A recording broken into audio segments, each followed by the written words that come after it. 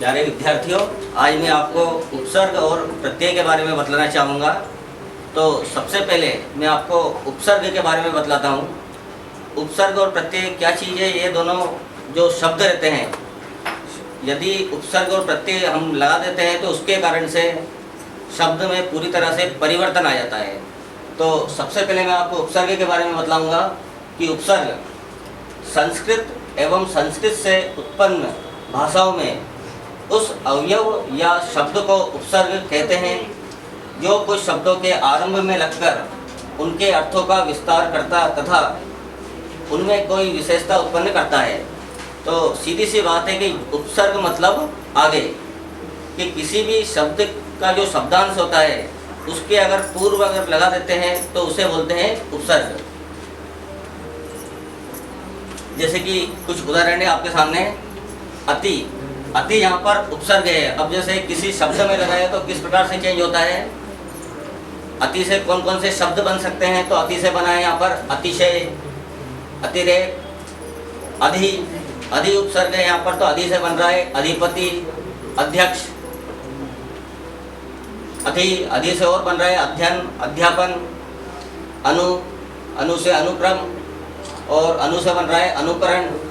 जिसके बाद में और भी शब्द ले सकते हैं, हम सम ले सकते हैं। सम से बनेगा यहाँ पर संस्कृत, और सम से बनेगा संयम, संयोग, संकीर्ण।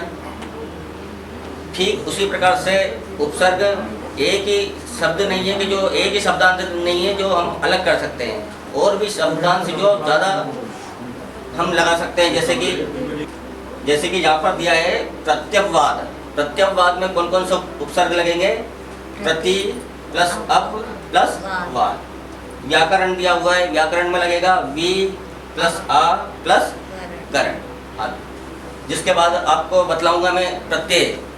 प्रत्यय की सीधी सी परिभाषा है, प्रत्यय उन शब्दांश को कहते हैं जो किसी अन्य शब्द के अंत में लगाए जाते हैं।